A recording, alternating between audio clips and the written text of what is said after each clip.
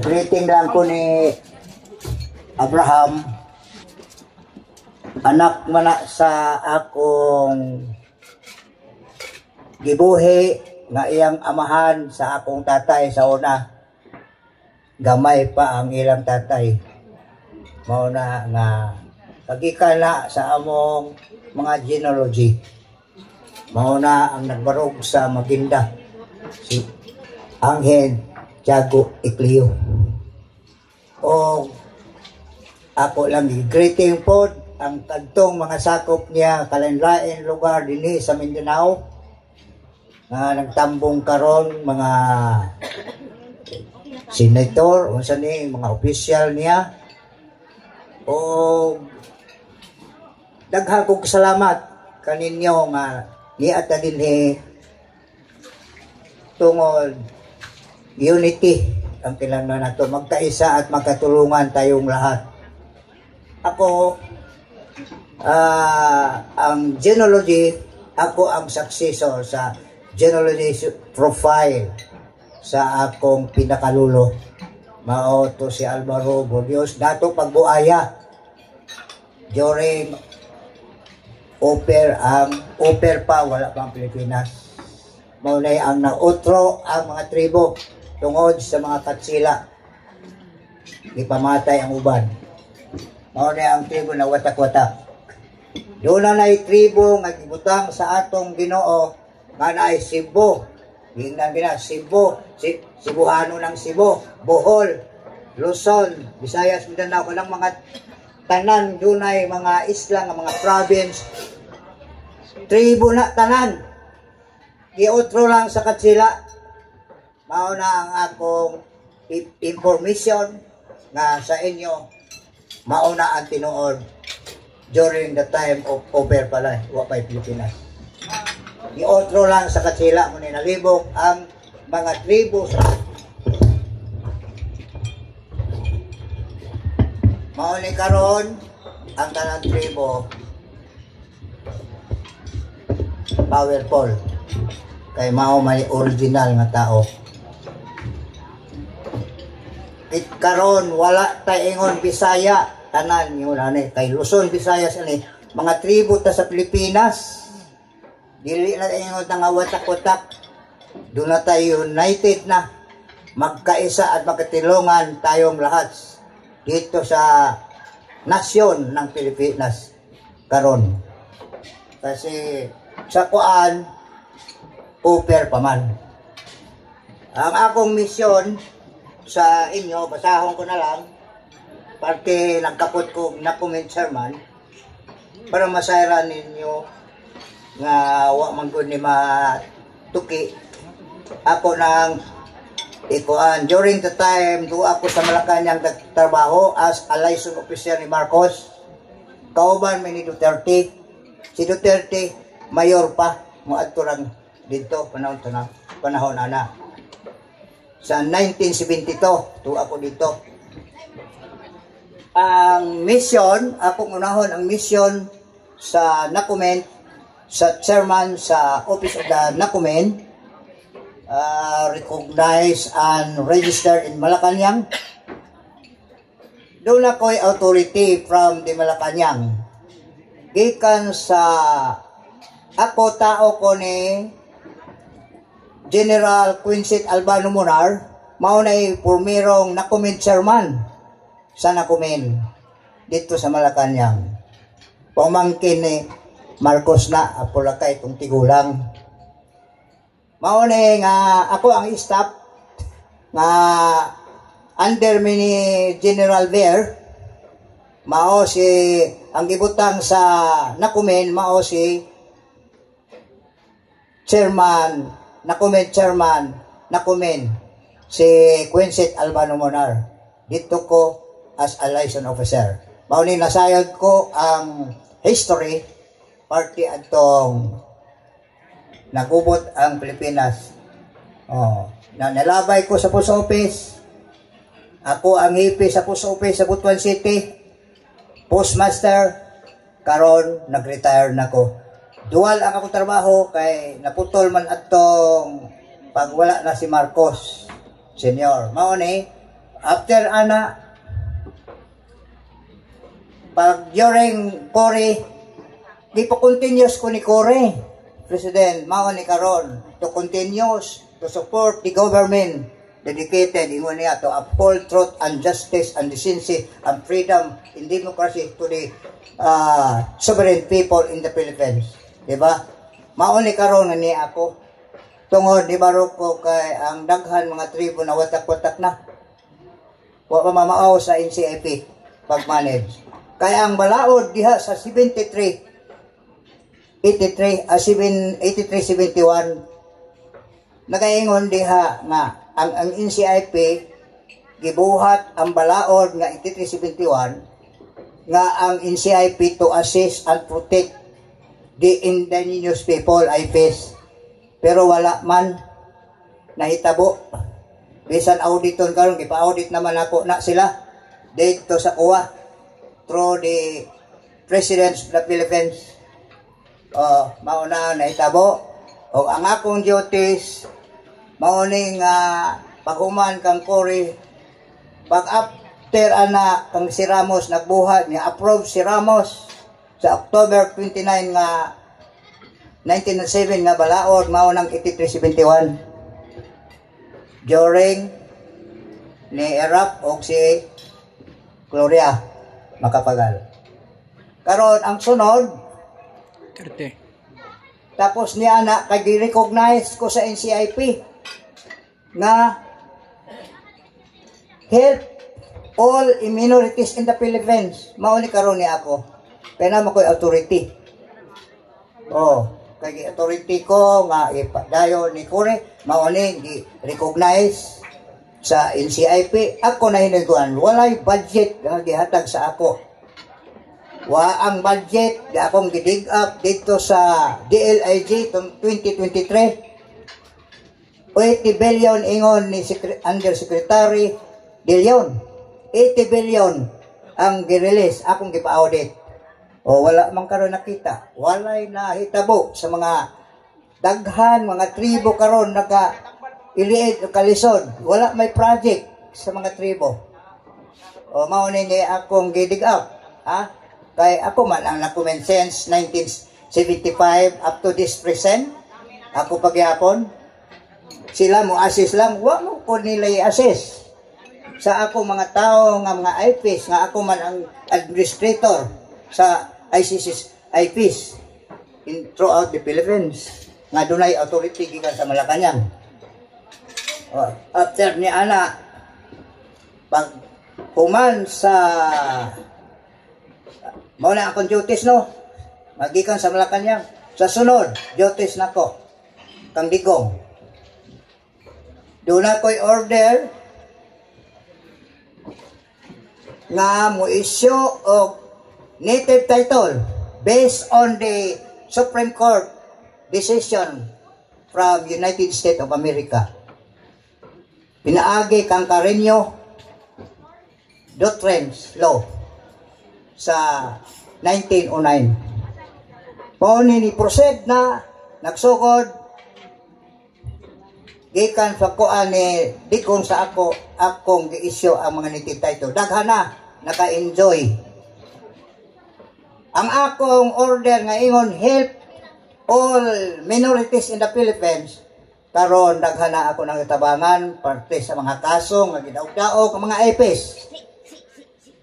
Mao ni nga adto mo sa opisina og Senado nagtinunto ninyo nga mga tinutuhan kamo, i-discriminate kamo kanang tay balaod, harassment, unya yuta ninyo ilogon, discrimination gamiton sa LGU, ang area dili na pwede kay natay balaod. Sumayon. Adto mo sa ako kay ako mo file og kaso. Anang nagtinunto og sino ay mga opisyal sa gobyerno nga naka-violate sa balaod sa tribo. Ako mauna karon ang nakumin chairman mo'y matubang. Kaya nga na ako'y mission, ako lang basahon, to preserve and cultivate the tradition, culture, and benefits of all ICC's IPs of the country serving as communities and collect genealogy thereby securing ancestry in harmony in each tribes and land with equal right and privilege granted under Republic Act 8371, and in support to the President of the Republic of the Philippines. Ambisyon nato kay maumani ang akong gikaptan nga vision. The advance of technology has to be used as tool in industry, mining, if granted, fisheries, and agriculture. Modernization is to a fleet slave shall be warranted and not limited for development, provided it is preserving land and our ethnic identity, having equal opportunities, seeking greener pasture in life. O, mao na atong vision. Ako naman to basa bat-bat ang akong mga duties and responsibility nga gisangon sa Malacañang. Dinhi na ta sa Proclamation number 12, Presidential Proclamation number 12. Wala ni diha sa NCIP. Ako'y nagkapot ani presidential. Kay ang NCIP serious limited lang ang ila to protect ang service nila, to protect, to assess. Pero why nakita nato na assess? Kay naay mudagan sa ilang opisina bilibaran. Asa dagan sa ako. O manay tinuod, i-report ka na sa concern nga tribo. Pero sa ako, tabangan ako, walay bayad. Tanan kay voluntary services ni nga authority from the Malacañang to help the all indigenous people in the Philippines. O mo giingon. Akong basahon ang proclamation kani Republic of the Philippines, Office of the President, Malacañang Palace, Manila. Presidential Proclamation number 12 of the Royal Council of Datos, National Cultural Minorities of the Philippines. Gitago ni. Wa ni ipahibalo sa mga ako'y mubatbat, akong ipasayon tanan para mahibalo. Kaaron do na tay unity. Walay mag-away-away na, tinabangay, ingay-angay. Ang katuyuan, ang order sa Presidente sa Pilipinas, magkaisa at makatulungan tayong lahat. Dili nagsama na hitabo sa Surigao, lain man ang organization, di ko maka-entertain. Kay naamatay gobyerno, nga nagtapot mao ang mga Philippine National Police. Maila na natrabaho o mga IIP. Kay niya ni dinhi sa akong proclamation. Now, therefore, I, Ferdinand E. Marcos, President of the Philippines, by virtue of the power vested in me by the Constitution, do hereby decree as part of the law of the land, the following Republic Act 18888 amended as amended by the Republic Act number 2852 in the relation to Presidential Decree number 1719, Republic Act number 3872 and Presidential Decree number 1414 to assist the government special assignment. Maune special assignment ang akong duties as a voluntary. NGO ang katunga, gobyerno sa Malacañang ang katunga. Kay authority man. To settle their problems. Ako ray makasitol sa mga problem. Dinhe kay moabot sa dyan, mapildi usahay ang tribo. Ako'y makasitol ani diretso. Ombudsman ning akong target. Kaya ang advice dito sa human rights, tanan complain. Advice nila, i-endorse nun ako sa human rights para imbestigahan ug sinoy mga opisyal sa gobyerno karon, mga personnel nga magpinunto sa EPS, gidiscriminate, land grabber, trespassing. Kana, delikado kayo, kaso ana. Sama itong gibuhat dito na amorag umang gamit og ni kaning mga balaod nga para sa mga tribo. Dili sila tribo. Kay federal sila.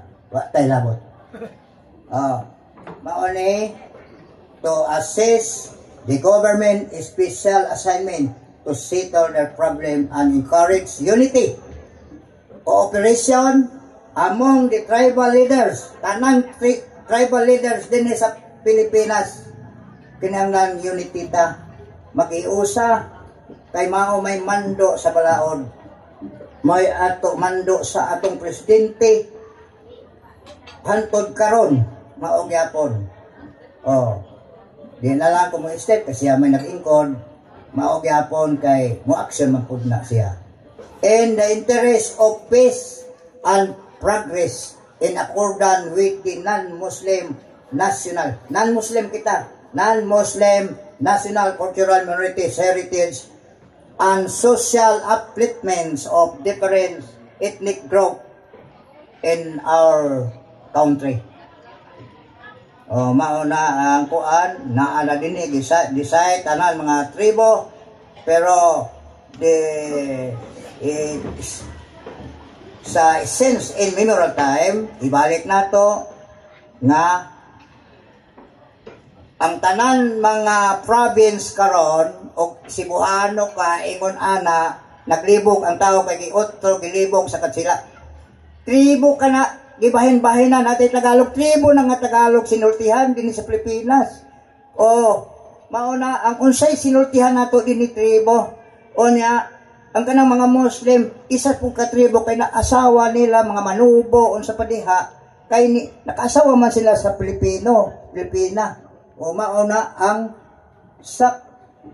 since a memorial time giotro lang sa katsila mauni nalibog ta ug unsa pagdipayan nato ang unsa ang tribo. Mao na giingon ana karon mag-away-away na hinoon ang mga tao. Mao ni karon ang nato ibalik since a memorial time. Mao ni nga ang mo recognize na ay dinhi nga mo with the president assistant na ay gibutang dinhi nga unsa ni mga agencies ministry DLIJ, Tourism of National Defense, Ministry of Public Works, Highway, National Bureau of Investigation, PNP, Philippine Army, Philippine Air Force, Philippine Navy, Provincial Governor, City Mayor, Municipal Mayor, ang tuol Assemblyman. Kinahanglan mo support. Kani ipinitsahan done in the city of Manila the 16th day of May in the years of our 1975. Mao ni nga gipirmahan panahon ni Apo Lakay nga mao si Ferdinand Marcos si president during the time. Dito pa ko as a liaison officer. Mao ni karon pa mo paminaw ani akong gi-inform kay tungod balaod mo bisubay nako dili ko anang dili balaod sa korte balaod ang ako.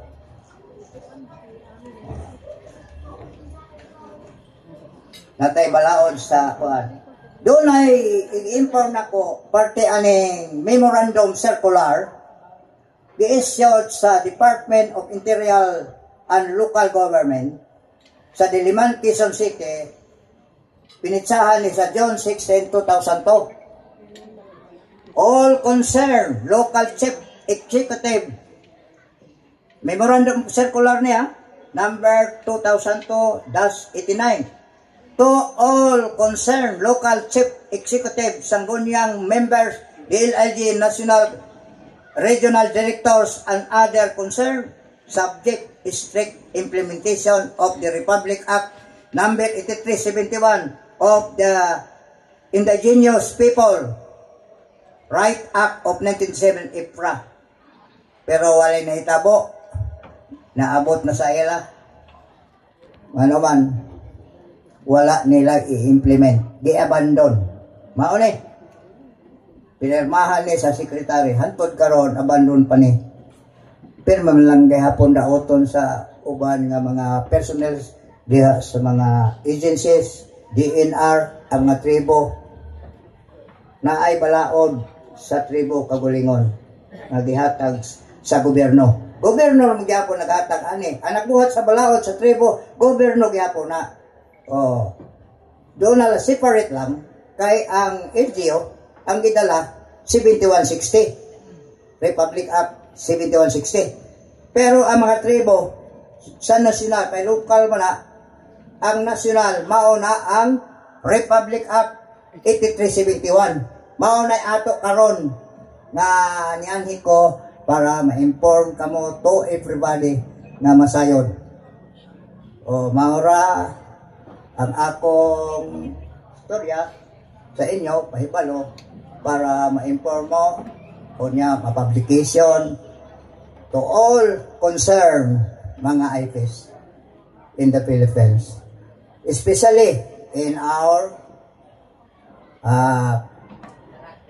Butuan City o dinhi sa atong Kang Abraham nga akong parinti gyapon na nako kay tungod sa iyang amahan na kadugo namo na.